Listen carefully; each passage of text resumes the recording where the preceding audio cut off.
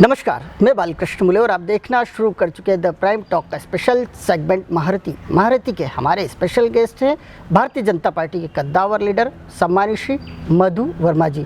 मधु वर्मा जी, आपका स्वागत है, आपके अभिनंदन है द प्राइम टॉक के स्पेशल धन्यवाद जी। आपको एक महारथी बतौर देखा जाता है, जिस तरह से आपने राजनीतिक क्षेत्र में काम किए, सामाजिक क्षेत्र में काम किए, कहीं ना कहीं आप एक असाधारण व्यक्तित्व के धनी के रूप में भी पहचाने जाते हैं। आपका जो कार्य है, आपका जो व्यवहार है, उसके इंदौर शहर में यूँ कहे कि देवी अहिल्या की नगरी में लाखों लाख लोग कायल है। जिस तरह से आपने विकास को गति दी है, उससे भी खूब याद किया जाता है कि ये इस कार्य की शुरुआत मधु भैया ने कराई है। इस ब्रिज को बनाया, इस संकुल को बनाया, कई तरह के कार्य आपने किए। हम ढेर सारी बातें तो करना चाहेंगे, लेकिन शुरुआत आपसे करना चाहेंगे, आपकी व्यक्तिगत लाइफ को थोड़ा टटोलना चाहेंगे, उन संस्मरणों को सुनना चाहेंगे जिसे बाल्यकाल से जोड़कर देखा जाता है। माता पिता से मिले संस्कारों की भी बात करना चाहेंगे। किस तरह की पहली प्रतिक्रिया आपकी रहेगी? निश्चित तौर पे मैं ये बताना चाहूँगा कि मेरे माता पिता एक बहुत ही सामान्य परिवार से थे, मिल जाते थे जी।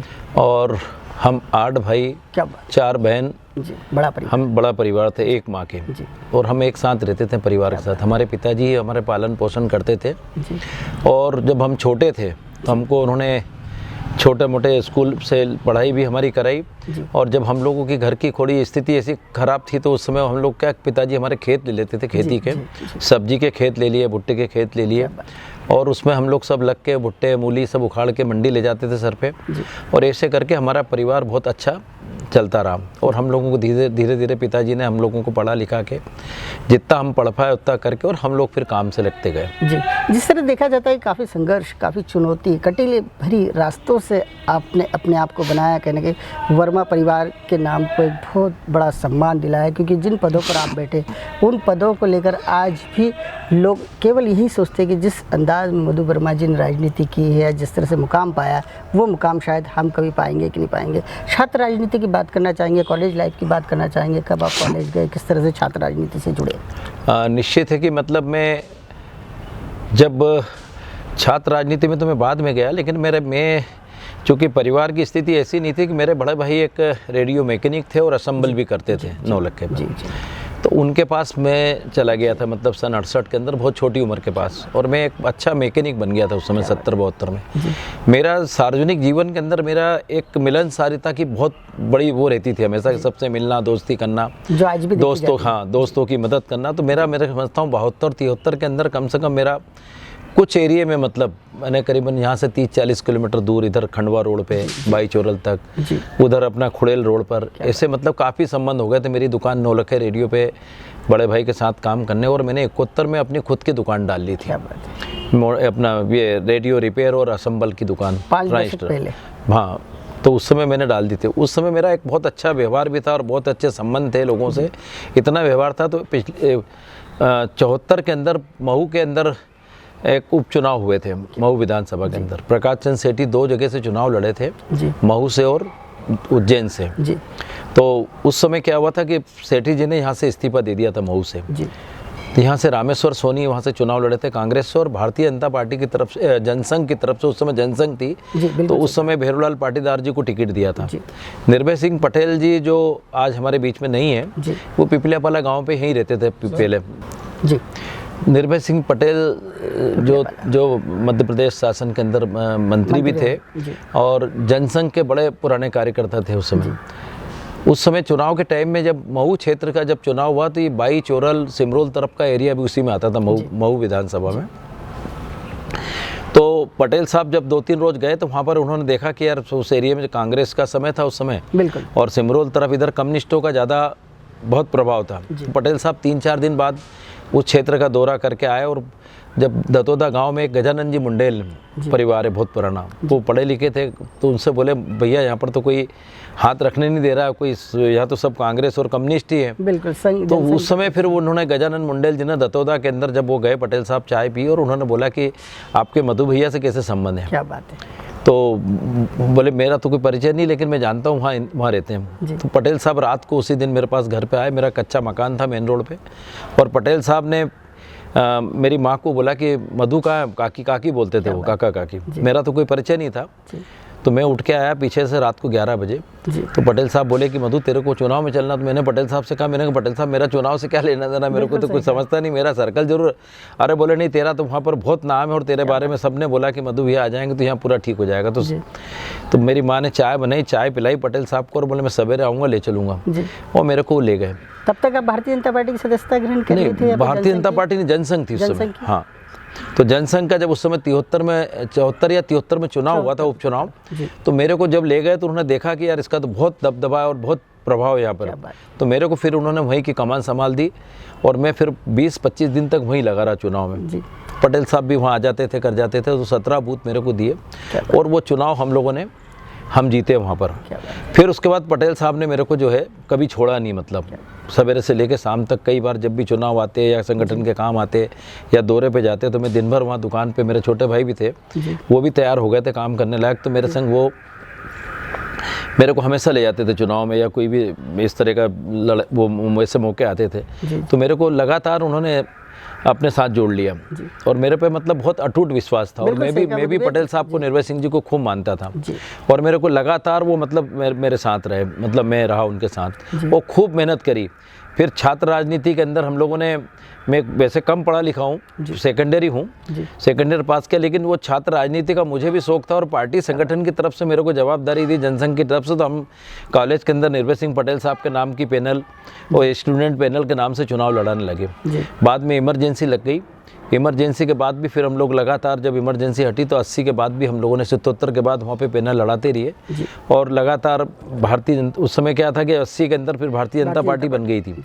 फिर मेरे को 83 के अंदर पटेल साहब ने यहाँ से पहला चुनाव नगर निगम का लड़ाया। मैं उस समय लड़ना नहीं चाहता था, नहीं बोले कि सब लोगों ने मिलकर, धारकर जी, निर्भय सिंह जी पटेल साहब, इन लोगों ने कहा नहीं मधु तेरे को लड़ना पड़ेगा यहाँ से चुनाव। तो मैं उस चुनाव लड़ा 83 में, वो चुनाव जीता मैं यहाँ पर। और चुनाव जीतने के बाद फिर मेरे को 3 महीने बाद पटेल साहब नगर के अध्यक्ष बन गए और अध्यक्ष बनने के बाद उन्होंने मेरे को वापस युवा मोर्चे का नगर का अध्यक्ष बना दिया। अब नगर का अध्यक्ष बना दिया तो मेरे वार्ड के अंदर ये इतना पिछड़ा हुआ वार्ड था कि जहाँ रोड नहीं थी, पानी की दिक्कत थी, लाइट नहीं थी, तो मैंने वो पद ग्रहण नहीं करा। 6 महीने बाद मेरे पास पत्र पड़ा रहा। ये मतलब बहुत ऐतिहासिक घटना थी ये। और मुझे मतलब मैंने 6 महीने तक वो पद ग्रहण नहीं किया। पटेल साहब मेरे पीछे पड़े रहे, पार्टी के लोग भी पीछे पड़े रहे अपने कि भैया मधु भैया तुम ज्वाइन करो, पर मैं इसलिए नहीं करा ज्वाइन कि मेरा वार्ड बहुत ख़राब था। मैं अगर यहाँ यूएस में लग जाता तो मैं वार्ड के अंदर लोगों की, जिन लोगों ने मुझे वोट दिया, जिन लोगों ने मेरे लिए काम किया, मैं उनके लिए मतलब खरा नहीं उतरता, तो मैंने उसके कारण पद ग्रहण नहीं किया। बाद में क्या हुआ, जगमोहन वर्मा जो युवा मोर्चे के उस समय अध्यक्ष बने बाद में, वो मेरे पास आए और उन्होंने कहा कि मेरे को मधु भैया आप नहीं बनना चाहते तो मैं बन जाता हूँ। वो काफ़ी दिन से लगे थे तो मैंने चिट्ठी उनको लिख दी कि मैं नहीं बनना चाहता हूँ, तो वो अध्यक्ष बन गए। तो उस समय निर्भय सिंह पटेल साहब नाराज़ हो गए, पटेल जी, क्या बात है, मेरे पे। और 6 महीने उन्होंने मतलब नाराज़ होकर बात नहीं करी। बाद में फिर उन्होंने वापस, हाँ, कि तूने मेरी बात वो करी खराब। तो मैं उसके बाद मैं लगातार अपने वार्ड में काम करता रहा। काम करते मेरे को 89 के अंदर मेरा पार्षद कार्यकाल 87 में समाप्त हो गया और मैंने खूब काम करता था। सवेरे 6 बजे से निकलता था, रात को 11 बजे तक, 12 बजे तक, मतलब वार्ड के अंदर लोगों की सेवा करना, ये करना, काम करना, विकास के काम करना। 89 में मुझे फिर वापस से दोबारा, एक दिन में दीनदयाल उपवन मैंने एक गार्डन बनाया था, तो वहाँ पर जहाँ दीनदयाल जी की प्रतिमा मैंने लगाई थी शुरू में, तो वहाँ पर मेरे को अखबार में मैंने पढ़ा कि मेरे को इंदौर विकास प्राधिकरण का सदस्य बना दिया है। तो मुझे लोगों ने आके बताया कि भैया वो आपका आप वो बन गए, विकास प्राधिकरण के मेंबर बन गए। तो मेरे को फिर वो उस समय काम करने का फिर आईडीएम मौका मिला। मैं 92 तक मैंने विकास प्राधिकरण के सदस्य के रूप में काम करी। क्या बात। बाद में फिर वो 93 के अंदर चुनाव हुए नगर निगम के दोबारा, तो मेरे को राजेंद्र नगर वार्ड से फिर मेरे को पार्टी ने टिकट दिया और फिर मैं वहाँ से चुनाव जीता। फिर वहाँ पर भी मैंने खूब काम किया। फिर उसके बाद तीसरी बार जब 97 में चुनाव हुए, 98 में वो तीसरा चुनाव, फिर वापस से मेरे को इस एरिया से वापस से दूसरी बार टिकट दिया, जिसमें कि मैं यहाँ के जो कांग्रेस के अभी अध्यक्ष थे प्रमोद जी, उनके सामने मैं चुनाव लड़ा। तो फिर मैं वो चुनाव में वापस जीता यहाँ पर। जीतने के बाद मुझे जल समिति का अध्यक्ष बनाया। बिल्कुल सही कहा। और जल समिति का अध्यक्ष बनाया तो मुझे ऐसा काम करने का मौका मिला कि मतलब उस समय मैं सीनियर था। बिल्कुल सही कहा। तो सीनियर होने के बाद जो है मेरे को जन कार्य समिति का अध्यक्ष बनाना था। लेकिन मुझे जल कार्य समिति का बनाया, उससे कार्य आपको चुनौती दिया। मेरे को दिया, मैंने उसको स्वीकार किया और 4 साल तक लगातार मतलब बारिश नहीं हुई जी और बारिश नहीं होने के कारण के पूरे शहर में मतलब पानी की तकलीफ थी। बिल्कुल सही कहा। लेकिन वो चुनौती वाला काम मैंने अपने हाथ में लिया और 4 साल तक इतना काम किया पानी के अंदर कि मेरे कार्यकाल के अंदर पूरे शहर को पानी पीने को दिया। मैंने इतना काम किया कि मतलब और 4 साल में कोई कांग्रेस का जितनी परिषद थी उस समय जी वो कांग्रेस के लोग जो विपक्ष में थे तो उन्होंने मतलब छोटू शुक्ला उसके विपक्ष के नेता थे, बिल्कुल। कई बार कांग्रेस के पार्षद दल के अंदर बैठक हुई कि भैया अपने को यहाँ पे विरोध करना चाहिए करना चाहिए, लेकिन उन्होंने कहा, वो दल के अंदर तय किया कि मधु वर्मा जी इतना अच्छा काम कर रहे हैं, अपनों को कभी उन्होंने ना टैंकर के लिए ना पानी के विकास के लिए कोई भी चीज़ के लिए मना नहीं करते अपने लिए, तो बोले अपन इसका परिषद में विरोध नहीं करेंगे। तो मैं पहला ऐसा अध्यक्ष हूँ रहा हूँ कि मेरा विरोध नहीं हुआ। फिर 2003 के अंदर मुझे पुनः भारतीय इंदौर विकास प्राधिकरण का मुझे अध्यक्ष बना दिया दिसंबर में। जब विकास प्राधिकरण का अध्यक्ष बनाया जी तो मेरे दिमाग में एक ही चीज़ रहती थी कि 3 चीज़ रहती थी जी सबसे पहले तो मैं जिस पार्टी ने मेरे को अध्यक्ष बनाया शहर में इतना काम करूं कि उस पार्टी का नाम हो। जी बिल्कुल सही। दूसरा मुझे ऐसा लगता था कि शहर के लोग जो मुझसे उम्मीद लगा के बैठे हैं जी वो उस पर मैं खरा उतरूं। बिल्कुल सही। और फिर तीसरी चीज़ ये थी कि मतलब जीवन के अंदर मुझे फिर मौका मिलेगा कि नहीं मिलेगा काम करने का। तो मैं सवेरे उठ के रोज़ एक नया काम ढूंढता था, नया कौन सा विकास का काम लेना है, चाहे फ्लाईओवर बनाना हो, चाहे रोड्स बनाना हो, चाहे गार्डन रीजनल दीनदयाल अपना क्या बोलते हैं अपना regional park, Atal Bihari Vajpayee regional park जो बनाया हमने 50 करोड़ से, या कलेक्टेड बिल्डिंग जो हमने 50-60 करोड़ की प्रशासनिक संकुल बनाया, एक हमने एमवाई में ओपीडी बनाई करीब 22 करोड़ की। ऐसे तमाम सारे काम आपने देखा होगा, केसर बाग का ब्रिज है, सिंधी कॉलोनी वाला ब्रिज है, MR10 का ब्रिज है, छावनी पे पुल है, ऐसे बहुत सारे ब्रिज पुल्स और बड़ी बड़ी रोडें आपने देखी होगी, सुपर कॉरिडोर हो या शिवाजी से बाईपास की जो रोड है, या MR10 का ब्रिज हो, MR9 देखा होगा आपने जो नंदा नगर की चंद्रगुप्त से चलती 40 करोड़ की रोड। ऐसे बड़े बड़े काम जब मैंने हाथ में लिए तो मैं समझता हूँ कि मेरे दिमाग में रहती थी कि कहीं ना कहीं मैं ये समय मुझे मिला, एक एक पल मतलब एक एक सेकंड का मैं उपयोग करता था, सवेरे से निकलता था रात तक। बिल्कुल सही कहा। बिल्कुल लगातार लोग देखते भी रहते थे कि मधु भैया सुबह से जो तैयार होते थे उसके बाद में देर रात तक घर लौटना होता था। और इस बीच शहर भर में जिस तरह से हम भी पत्रकारिता करते थे तो आपके लिए हमेशा आते थे, आपके आयोजनों में आते थे, आपके दौरों के दौरान दिखाई देते थे, तो कहीं देखने में आता था कि आप पूरी जीवटता के साथ में एक जो राष्ट्रीय लीडर या एक बिल्कुल विकास के पथ पर इंदौर शहर को आगे बढ़ाने की जो सोच और जो जज्बा लेकर आप जो चल रहे थे, कहीं ना कहीं उसकी परिणति आज भी शहर में दिखाई देती है। जिस तरह से शहर बढ़ता जा रहा था और आपके नेतृत्व में विकास की गाथा भी लगातार लिखी जा रही थी। कितने करोड़ के कार्य मधु भैया हुए होंगे आपके कार्यकाल के दौरान इंदौर विकास प्राधिकरण? मेरे ख्याल से मैं समझता हूँ कि इंदौर का जिस तरह का जो दृश्य दिख रहा है तो कम से कम 2000 करोड़ से ऊपर के काम मैंने किए। इसके अलावा बड़े बड़े रोड्स तो बनाए मैंने। हर विधानसभा में मेरे जो जनप्रतिनिधि थे, चाहे 2 नंबर विधानसभा हो तो वहाँ 200 करोड़ के काम जनप्रतिनिधि आते थे, विधायक आते थे, तो मैं तुरंत कहता नहीं आप बताइए क्या क्या काम करना है। महेंद्र हडिया जी जैसे 5 नंबर विधानसभा से आते थे तो उनके यहाँ भी 200 करोड़ के काम। ऐसे हर विधानसभा के अंदर कोई भी जनप्रतिनिधि आता था तो मैं एक गैर योजना मत के माध्यम से मैंने काम किए, जबकि विकास प्राधिकरण को सिर्फ काम करने का अधिकार था अपनी योजना में।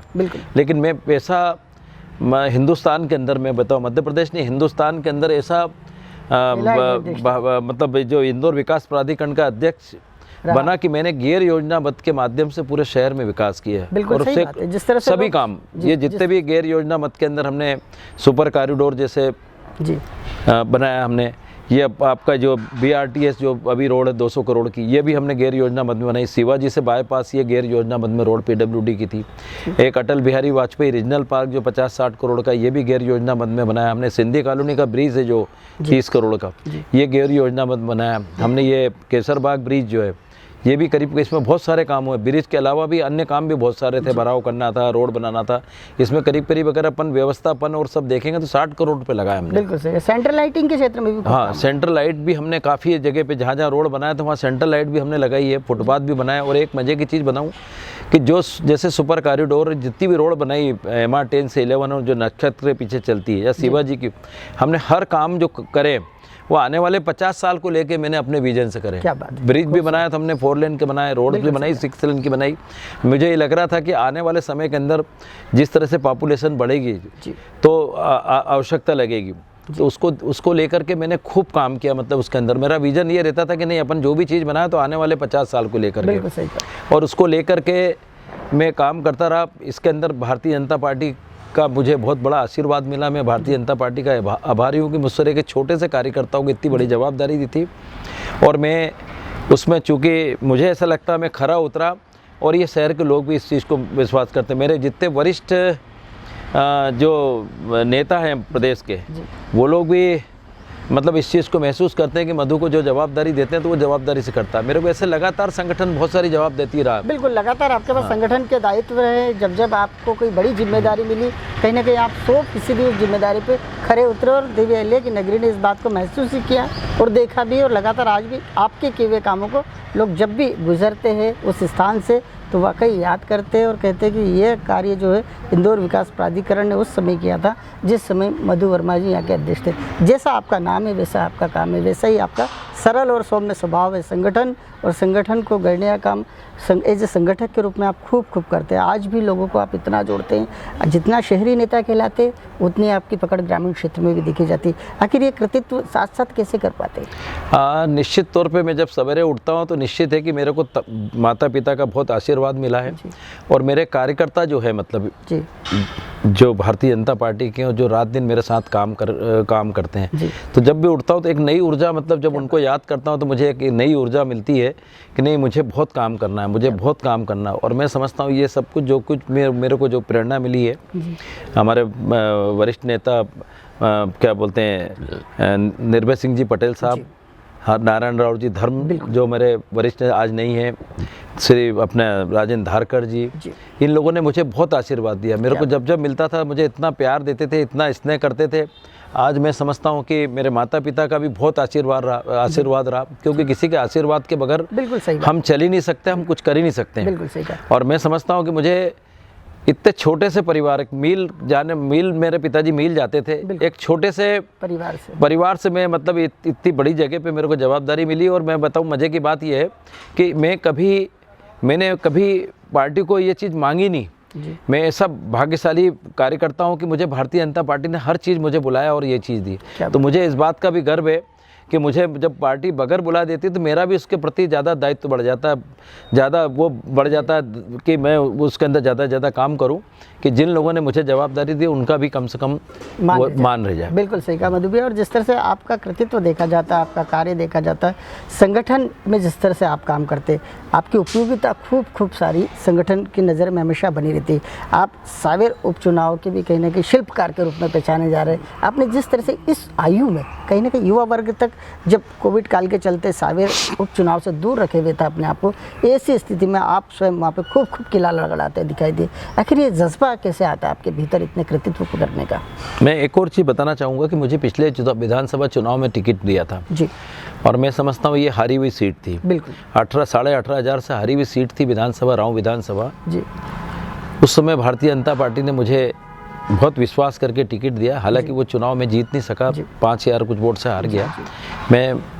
लेकिन उसके बाद जब ये अभी कोविड के टाइम पे जब ये हुआ जी, तो वो समय ऐसा था कि जब उस समय शहर पूरा बंद था, लोग घरों के अंदर थे जी।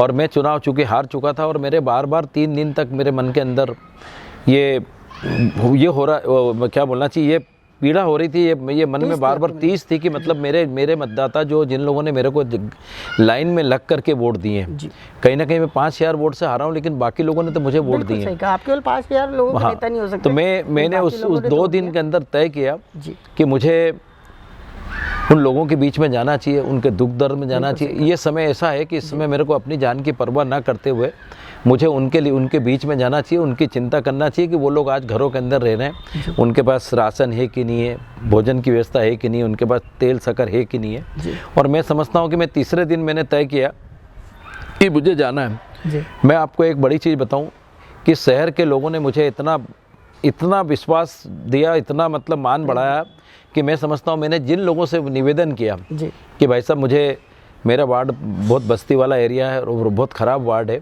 और मुझे उनकी, चूँकि मेरे को शासन से तो कुछ मदद मिल नहीं सकती थी क्योंकि मैं विधायक नहीं था। बिल्कुल।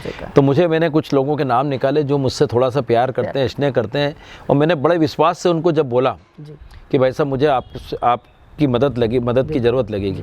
तो आप यकीन नहीं करें, मैं अपनी विधानसभा के अंदर 4.5 करोड़ से भी ऊपर का राशन जो मैं बांटने निकला, तो मैं समझता हूँ हाथ जोड़ के उनके मतलब जितने जो मेरे क्षेत्र के मतदाता थे, जो बस्ती के लोग थे या ज़रूरतमंद लोग थे, तो उनके घर जा जा के रोज़ डेली मतलब मैं 250 कुंटल 300 कुंटल राशन उनके हम लोग देने जाते थे।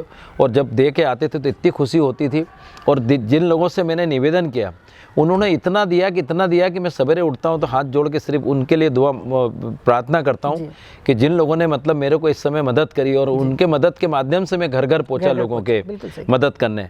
ईश्वर उनको स्वस्थ रखे, अच्छा रखे। और मैं हमेशा ये कभी नहीं भूलता हूँ, कोई मुझ पर थोड़ा सा भी एहसान करता है या मेरे लिए खड़ा होता है तो मैं सोचता हूँ कि मैं कहीं ना कहीं अगर उनकी कोई मदद कर सकूँ तो करूँ, नहीं तो ईश्वर से तो उनके लिए अच्छी प्रार्थना कर सकता हूँ। बिल्कुल मधु भाई, आपके भीतर जो कृतज्ञता का भाव नज़र आता है, कहीं ना कहीं आपकी कार्यशैली में भी वो भाव स्पष्ट रूप से दिखाई देता है। मीडिया की भी बात की जाए तो जब जब किसी मीडिया कर्मी को आपकी ज़रूरत पड़ी, आपने खुद से होकर उस मीडिया कर्मी की भी खूब मदद की। जिस तरह से आप अपने शहर की जनता का ध्यान रखते, विकास कार्य करते, सामाजिक सरोकार भी आपका खूब देखा जाता है। किस तरह से एक्टिव रहते हैं विभिन्न समाजों में, अपने आप को बिल्कुल फुल फिल समय देते हैं। आप एक समाज से बंध के नहीं रहते, जबकि ज़्यादातर पॉलिटिशियन के बारे में कहा जा सकता है कि वो जिस समाज के होते हैं उस समाज की ओर उनका झुकाव कुछ अतिरिक्त देखा जाता है, लेकिन आपके भीतर कहीं ये अवगुण नज़र नहीं आता।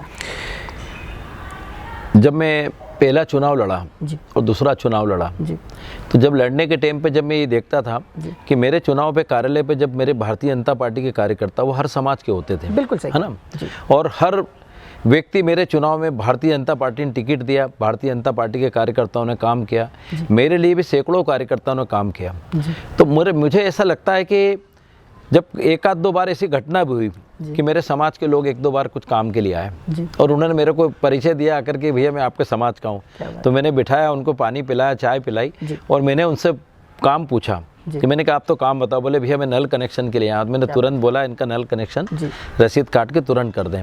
तो फिर मैंने उस समय बोला कि मेरा समाज वो है कि जैसे आज जो लोग मैं जैसे पिछले चुनाव लड़ा था तो उसमें सबसे ज़्यादा वोट सिंधी समाज के थे, सिख समाज के थे, पढ़े लिखे वर्ग के थे और कुछ समाज मेरा था। तो मेरे को उस समय हर समाज के लोगों ने वोट दिए। और चुनाव के बाद निश्चित है कि आदमी को एक दो चीज़ का ध्यान रखना चाहिए कि पहला मेरा धर्म है, मेरे मतदाता जो मेरे लिए लाइन में लग के वोट डालने जाते हैं उनके लिए मेरे को उनकी चिंता करना चाहिए। सेकंड, मेरे कार्यकर्ता जिन्होंने मेरे लिए घर घर जाके हाथ जोड़ के वोट मांगे हैं और मेरे लिए उनने कहे मधु भैया बहुत अच्छे हैं, उनको वोट दो, तो उन कार्यकर्ता का कभी कोई काम आ जाए, उनका दुख सुख में कोई काम आ जाए तो मैं उनकी मदद करूं। और तीसरा, मेरी भारतीय जनता पार्टी का मतलब कद बढ़े। ये तीन चीज़ का मेरे पे हमेशा सदैव कर्जा रहता था और मैं ईश्वर से कहता था कि कोई भी मतदाता मुझे काम बताए और मुझ में इतनी शक्ति हो कि मैं जाकर के उनका काम कर सकूं, चाहे विकास का काम हो, व्यक्तिगत काम हो, तो ये करूं। तो ये उस समय क्या है कि ये सब चीज़ें समाज के अंदर, तो एक सामाजिक आदमी को बनना नहीं चाहिए। बिल्कुल सही। समाज के लोग भी आएंगे तो उनका तो काम करना ही है अपनों खूब, लेकिन वो बाकी समाज भी तो मेरा है ना, वो सब समाज मेरे हैं। और अगर आज मैं राजनीति में काम करने निकला तो मुझे एक समाज में नहीं बनना चाहिए। मेरा वो समाज है जो पूरे जहाँ से मैं चुनाव लड़ता हूँ और जिस जगह विधानसभा में जो लोग रहते हैं, गरीब हो, अमीर हो, मध्यम वर्ग हो, उसकी सबकी मेरे को चिंता करना चाहिए।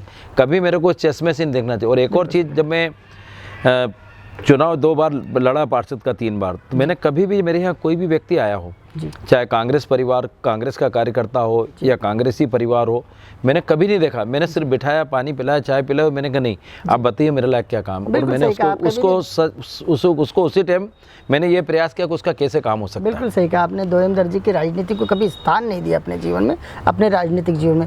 जिस तरह से आपको एक अवसर मिला स्वर्गीय निर्भय सिंह जी पटेल के सानिध्य में काम करने का, राजेंद्र धरकर जी आपको स्वयं को, नारायण राव धर्म जी आपको खूब प्रेम किया करते थे। कहीं न कहीं इन लोगों ने, इन दिग्गज लीडरों ने, जो राष्ट्र चिंतन की इनकी सोच हुआ करती थी और ये कार्यकर्ताओं को गढ़ने का काम किया करते थे, क्या वाकई आपका जो कृतित्व है इनके विचारों से प्रभावित है? निश्चित है कि मतलब जब मैं विकास प्राधिकरण का अध्यक्ष बना तो मेरे मन में एक कल्पना थी कि जैसे पटेल साहब मेरे गुरु थे। बिल्कुल। तो मुझे लगता था कि वो इतने किसानों के लिए इतना काम करते थे और इतने ईमानदार नेता थे। बिल्कुल सही कहा कि मैं समझता हूँ कि मेरे को ऐसा लगता था कि मुझे मौका मिलेगा तो मैं कुछ करूँगा। तो मैंने उस समय उनकी एक कल्पना थी कि जो अटल बिहारी वाजपेयी रीजनल पार्क पे उन्होंने जब वो मंत्री थे तो कुछ समय के लिए बने थे तो कुछ काम किया था। तो मेरे मन में कल्पना थी कि जब बनूंगा तो इसको बहुत अच्छे रूप में बनाऊंगा। तो मैंने उसका काम किया। फिर मेरे को उनकी एक प्रतिमा थी कि वो किसानों के नेता थे कि ऐसी जगह प्रतिमा लगाऊं कि जहाँ किसान लोग आए देखे और उनसे प्रेरणा ले। तो मैंने उस समय ये जो सब्जी मंडी अपनी चौथराम, वहाँ पर उनकी प्रतिमा लगाई। ऐसे ही मेरे मन में एक धर्म साहब के लिए भी एक थी कि मैं कहीं ना कहीं ये हमारा आदर्श पुरुष है, मेरे लिए तो आदर्श हैं, आइडियल व्यक्ति थे। इनने पूरा जीवन दे दिया, कभी भी अपने राजनीति के अंदर अपने परिवार को नहीं लाया आगे। धारकर जी और धर्म साहब ऐसे व्यक्ति थे यहाँ पर कि उन्होंने कभी अपने बच्चों को राजनीति में लाया। तो धर्म साहब के लिए के टाइम पे भी मैंने एक जो केसरबाग ब्रिज जो बना हुआ देखा आपने, वो धर्म साहब के नाम पे वो ब्रिज का नाम रखा मैंने। राजेंद्र धारकर जी के नाम पे भी मैंने कहा, मैंने इसलिए करी ये सब चीज़ें कि मेरे को मौका मिला है और ये हमारे आदर्श से कहीं ना कहीं लोग इनको याद करें। तो उसी तरह मैंने ये शिवाजी से लेके बाईपास तक का रोड था 20 करोड़ का, वो राजेंद्र धारकर जी के मार्ग के नाम पे रखा। एक OPD बनाई अपन ने 22 करोड़ की MY के पास में, वो पूर्ण मतलब आईडीए के खर्च से, उसका नाम भी राजेंद्र धारकर जी के नाम पे रखा। और इसके अलावा भी मैंने हमारे एक बहुत बड़े आदर्श जो मध्य प्रदेश के जो क्या बोलना आती है स्तंभ है देश के अंदर, कुशाभाऊ ठाकरे जी, उनसे भी मैं बहुत प्रभावित था। और मेरे से लगातार उनसे जब भी मिलते थे मधु करके बोलते थे। मैं तो बहुत ज़्यादा कुछ बोल नहीं पाता था। मेरे उस समय भी एक सपना था। तो उस समय आपने देखा होगा एयरपोर्ट से लेके बाईपास तक की रोड जो सुपर कॉरिडोर, उस समय उनके नाम पे भी मैंने एक रोड जो है कुशाभाऊ ठाकरे मार्ग के नाम से वो रोड का भी नाम करा, रोड बनाई भी और नाम भी रखा उसका। क्या बात है। आपका कृतित्व सुनकर वाकई कहीं ना कहीं रोंगटे और रोमांचित होने वाली स्थिति आती है कि एक लीडर जो इतने असाधारण व्यक्तित्व के साथ इंदौर शहर में रहता है, जिसने पूरी की पूरी यूँ कहे कि इंटरव्यू सुनने के बाद या जिन्होंने आपका कृतित्व देखा पूरे शहर की एक तरह से काया पलट करके रख दी। ऐसी शख्सियत अहंकारहीन, पद कहीं ना कहीं दूर से ही पद को पाने की कभी कोशिश भी नहीं आपके द्वारा की जाती। ये कहाँ की सीख है, कहाँ का मूल मंत्र है जो आप अपने आप को शिरोधार करके बैठे हुए? अब कई चीज़ें तो माँ बाप के संस्कार भी होती है। और जिस पार्टी में मैं हूँ, मतलब भारतीय जनता पार्टी में जनसंघ से जुड़ा हूँ 73-74 से, मैं समझता हूँ वहाँ पर ऐसे बहुत सारे आदर्श पुरुष हैं। हमारा एक बहुत बड़ा संगठन संघ RSS भी है, जो संघ परिवार जिसकी हम लोग शाखाएं हैं, बिल्कुल वहाँ से भी हमें बहुत सारी प्रेरणा मिलती है। मैं बताऊँ आपको कि एक समय जब शहर के अंदर छत्रसाल की प्रतिमा लगाने का मौका आया, माननीय कैलाश जी ने शुरू की थी बॉम्बे हॉस्पिटल के यहाँ। तो कैलाश जी का बहुत प्रयास था। तो उन्होंने मतलब कैलाश जी ने बोला कि मधु भाई यहाँ प्रतिमा लगाना। मैंने कहा नहीं कैलाश जी लग जाएगी। तो उस समय जब प्रतिमा जब लगाई थी तो लोगों ने अपने जन सहयोग से उस प्रतिमा को बनाने का प्रयास किया। और चौराहे हमने तय किया था और विकास करने का। उसके बाद से फिर मैंने ये तय किया कि जितनी प्रतिमा इंदौर में लगी हैं अभी, चाहे छत्रसाल की हो या दुर्गादास राठौड़ की हो या ऐसे अन्य तमाम सारी प्रतिमाएं, मतलब महान लोगों की 12-15 प्रतिमा, जहाँ जहाँ उस समाज के लोग जो लोग उनको अपने प्रेरणा स्रोत मानते थे, उन समाज के लोगों को मैंने कहा ये प्रतिमा हम लगाएंगे। और हमने उस प्रतिमा को लगाई और सारा खर्चा भी आईडीए के द्वारा वहन किया। हमने कभी उन पर भार नहीं बनने दिया, क्योंकि अगर अपन ये बता देते थे कि तुम राशि इकट्ठी करो तो वो कितने लोगों से करेंगे। बिल्कुल सही कहा। तो मैं समझता हूँ कि वो भी हमने इस शहर के अंदर एक बड़ा काम किया हम लोगों ने। मतलब जिस तरह से आप एक्टिव रहते हैं, कहीं ना कहीं सुबह की शुरुआत आपके सार्वजनिक जीवन से होती है और रात तक सार्वजनिक जीवन में ही रहते हैं, कहीं ना कहीं लोगों के दुख दर्द और शहर किस तरह आगे बढ़े ये चिंतन आपका सदैव बना रहता है। परिवार को भी, चूँकि आप उम्रदराज कहलाते हैं, परिवार को क्या सैक्रिफाइस करना पड़ता है आपकी एक्टिवनेस के चलते? उतना समय दे पाते परिवार? नहीं, परिवार को तो मैं टाइम थोड़ा बहुत देता हूँ, लेकिन मेरे परिवार का बहुत सहयोग है। मेरा बड़ा परिवार होने से हम 8 भाई के कई जगह दुख सुख के उस समय में मैं तो कम जा पाता हूँ। अपने समाज में, अपने परिवारों में जितना टाइम देता हूँ, लेकिन मेरा परिवार इतना बड़ा है कि मतलब वो लोग मेरे को बहुत मदद मिलती है। उन लोगों के मदद के कारण भी मैं इतना निकल पाया। मेरे को बहुत सहयोग उनका मिलता है। कहीं ना कहीं वो लोग पीछे खड़े रहते हैं घर के पास, तो मैं कम से कम बाहर निकल के, जैसे मैं आज ही एक उदाहरण बताऊं कि मेरे को आज 12-13 शादियों में जाना है। एक शादी मेरे को उंडेल, बहुत यहाँ से करीब 30 किलोमीटर दूर है, और उसके बाद मैं अपनी यात्रा फिर शुरू करूँगा। तो निश्चित है अगर कहीं घर का सहयोग नहीं मिलेगा तो मैं इतनी जगह नहीं जा सकता हूँ, क्योंकि घर के परिवार के भी बहुत सारे काम होते हैं, या शादी ब्याह होते हैं, या कुछ छोटे मोटे ऐसे दुख सुख के आते हैं, तो मैं भी उसमें तो खड़ा रहता हूँ। लेकिन मैक्सिमम समय मेरे को समाज को देने के, लोगों के लिए मिल जाता है, ताकि मेरे को एक उससे एनर्जी मिलती है। और मेरे को मेरे परिवार का बहुत सपोर्ट है मेरे को। मतलब जिस तरह से आपका जो एक नेचर है आत्मसंतुष्टि वाला खूब खूब दिखाई देता है। बाकी क्या अध्यात्म भी करते हैं आप, या किसी तरह का कोई ईश्वर प्रार्थना में विश्वास रखते हैं कि कर्म ही पूजा मानकर आगे चलते? नहीं, मैं मेरे पास आध्यात्मिक कुछ नहीं है, सिर्फ अगर भगवान के हाथ जोड़ना, अगरबत्ती लगाना, और अगरबत्ती लगाने के टाइम पे मैं सिर्फ अपने लिए कभी नहीं मांगता हूँ। ओके। मैं ईश्वर से एक ही चीज़ कहता हूँ कि भगवान जिसको तूने ऐसा बनाया जो कमज़ोर है, तुम उनकी मदद करो। और मुझे ऐसा लगता है कि मैं अगर दूसरों के लिए मांगूंगा तो ईश्वर मेरे लिए तो खड़ा ही हुआ है पीछे। बिल्कुल सही। और फिर आज मुझे जितना भारतीय जनता पार्टी ने मुझे दिया है, जी। नाम, शोहरत, इज्जत, सम्मान, मैं समझता हूँ मेरे पास बहुत सारे भारतीय जनता पार्टी के छोटे छोटे कार्यकर्ता हैं। जी। आज बेचारे वो रात दिन लगे रहते हैं। बिल्कुल अगर मैं उनको देखता हूँ और अपने आप को पाता हूँ तो मैं समझता हूँ मेरी पार्टी ने मुझे बहुत दिया और मेरे को ईश्वर ने बहुत दिया है। मैं समझता हूँ कभी मन में ये ललक नहीं होती कि अब मुझे मिले। बहुत सारे लोग उनको मिलना चाहिए, कहीं ना कहीं पार्टी का पद है, कोई सम्मान वाला पद है, जनप्रतिनिधि है, कोई भी इस तरह की चीज़ें हैं जो, तो मेरे को ऐसा लगता है कहीं ना कहीं उनको भी जो लगातार मेहनत कर रहे हैं, उन्हें भी कहीं ना कहीं प्रतिफल मिलना चाहिए। उनको प्रतिफल आपका भी मिलना चाहिए। सकारात्मक सोच के व्यक्ति माने जा सकते हैं, कहे जा सकते हैं। जिस तरह से जो भी आपको 3, 4, 7, 5 दशक से लगातार 50 वर्ष से जो लोग जानते होंगे, वो कहीं ना कहीं आपको काफ़ी अप्रोचेबल मानते हैं, क्योंकि एक लीडर का बिल्कुल व्यक्ति के संपर्क में रहना एक खूबी होती है, और ये खूबी कहीं ना कहीं आपके भीतर देखी जाती है। कैसे बैलेंस, कैसा मैनेजमेंट रहता है आपका टाइमिंग का? नहीं, मैं तो सवेरे उठ के जिस सवेरे उठता हूँ तो निश्चित है कि मुँह हाथ धो के नहा के तैयार हो जाता हूँ, 7, साढ़े 7 बजे हो जाता हूँ।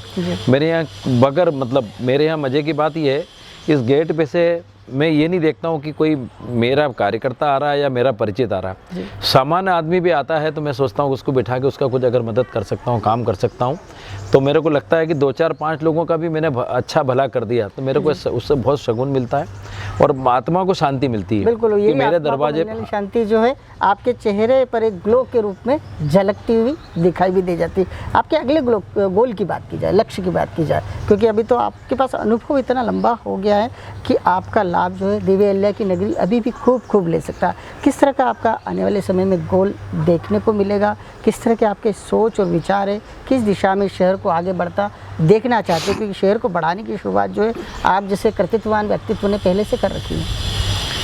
आपने देखा होगा पिछले दिनों में जब मैं इंदौर विकास प्राधिकरण का अध्यक्ष बना था और एक माननीय कैलाश विजयवर्गीय जी उस समय मेरे साथ मेयर थे। बिल्कुल। उनके कार्यकाल में उन्होंने बहुत काम की शुरुआत करी थी, बहुत काम किए थे। रोड देखें आप, चौड़ी चौड़ी बनी हुई थी। और उनके साथ रह करके मेरे मन में भी कई बार होता था कि मुझे जब ऐसा कोई जवाबदारी मिलेगी तो मैं भी इस तरह करूँगा। और उनके साथ रह के सीखने को भी बहुत मिला। और जब मुझे विकास प्राधिकरण की जवाबदारी मिली तो मैं समझता हूँ कि उस समय मेरे दिमाग में यही रहता था कि इंदौर शहर अपना बहुत पीछे हो गया, इसको आज से 20 साल पहले आगे आ जाना था। बिल्कुल सही कहा। लेकिन जब मैं जैसे ही मेरे बना तो मेरे दिमाग में थी कि चौड़ी चौड़ी रोडें बनाना है, फ्लाईओवर बनाना है, बड़ी बड़ी चीज़ें करना। तो उसके बाद मैं समझता हूँ 6 साल के अंदर इंदौर के अंदर बड़ी बड़ी कंपनियाँ जो यहाँ पर मतलब चाहे बिल्डर हो, चाहे बड़ी बड़ी कंपनियाँ हो, IT तमाम लोगों की निगाहें इस इंदौर पर, क्योंकि इंदौर उनको ये लगा कि इंदौर बहुत तेज़ी से बढ़ने वाला शहर हो रहा है। और निश्चित है कि मतलब उस समय अपन ने जो काम किए हैं तो आज भी इंदौर के अंदर बहुत गुंजाइश है काम करने की। मैं समझता हूँ कि बहुत गुंजाइश है यहाँ पर। अगर मैं समझता हूँ जो भी आदमी कुर्सी पे बैठे या जनप्रतिनिधि तय कर ले तो इस शहर को हम बहुत आगे ले जा सकते हैं। और मैं समझता हूँ सभी जनप्रतिनिधि कर भी रहे हैं।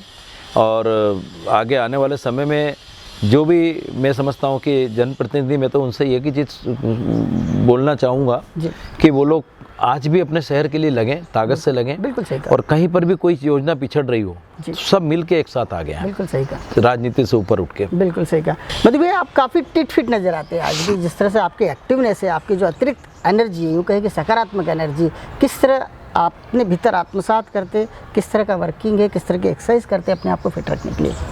मैं एक्सरसाइज तो नहीं करता हूँ, पर मेरा दिन भर दिनचर्या जो लोगों के कामों के लिए जो निकलता हूँ शहर के अंदर, जैसे कुछ लोगों के काम के लिए जाना आना होता है, शादी ब्याह में जैसे मौसम आ जाता है या कहीं इतना चलना फिरना इतना हो जाता है कि मुझे आवश्यकता ऐसी लगती नहीं फिट रहने के लिए। दूसरा फिर क्या है कि एक खाने पीने का भी मेरी दिनचर्या जो है, सवेरे 10 बजे करीबन मैं 9, साढ़े 9, 10 बजे 2 रोटी खा लेता हूँ बस। फिर उसके बाद दोपहरी में कभी आ गया 4 बजे तक आध रोटी खा ली। और नहीं तो फिर रात को मैं जब शादी ब्याह में भी जाता हूँ तो मैं शादी ब्याह के अंदर खाना नहीं खाता हूँ, रात को लौट के खाता हूँ, घर पे खाना खाता हूँ। तो एक ये भी कारण है कि मेरा दिनचर्या ऐसी है। और फिर दिन भर क्या होता है, एक और चीज़ है कि लोगों के इतने काम, लोग बेचारे आते हैं यहाँ पर मेरे पास जब सवेरे से लेके काम, तो मेरे को एक पता नहीं क्यों एक ख़राब आदत है कि जब तक उसकी समस्या हल नहीं हो जाए जी। तब तक दिमाग में टेंशन बना रहता है कि नहीं यार दिमाग की बेचारा वर्जिश चलती बेचारा ये छोटी सी तकलीफ लेके आया, गरीब आदमी आया, मध्यम वर्ग का आया और इसका काम नहीं हुआ। जब तक उसका नहीं निपटता, जब तक मेरे को थोड़ी सी कहीं ना कहीं सब्र ये चिंता रहती, मन में रहती, बनी रहती है। और मैं समझता हूँ उसको लेकर के ही मैं अपने आप को मेंटेन रखता हूँ। बिल्कुल सही कहा। और अपने आप को मेंटेन करने के नए नुस्खे जो है मधु भैया की ओर से आप सभी लोगों को भी सीख सकते हैं। आपकी इस तरह भी व्यक्ति के बताए हुए कामों का अपने दिमाग में रखना, क्योंकि दिमाग की वर्जिश होती है और जब दिमाग की वर्जिश होती है तो कहीं ना कहीं व्यक्ति एक्टिव रहता है और उस काम को पूर्ण रूप से करने की कोशिश करता है। और यही गुण अतिरिक्त बनाते हैं मधु वर्मा जी को, चूँकि भारतीय जनता पार्टी के पितृपुरुषों का खूब सानिध्य मधु भैया को मिला हुआ है और वही कृतित्व इनके भीतर महिला की नगरी को लेकर देखा जाता है। मधु भैया, आपने द प्राइम टॉक से चर्चा की, बतौर महारथी चर्चा की, इसके लिए आपका बहुत बहुत हृदय से धन्यवाद। नमस्कार। नमस्कार। आपको भी बहुत बहुत धन्यवाद। आपने मेरा इतना अच्छा इंटरव्यू लिया, आपको बहुत बहुत धन्यवाद।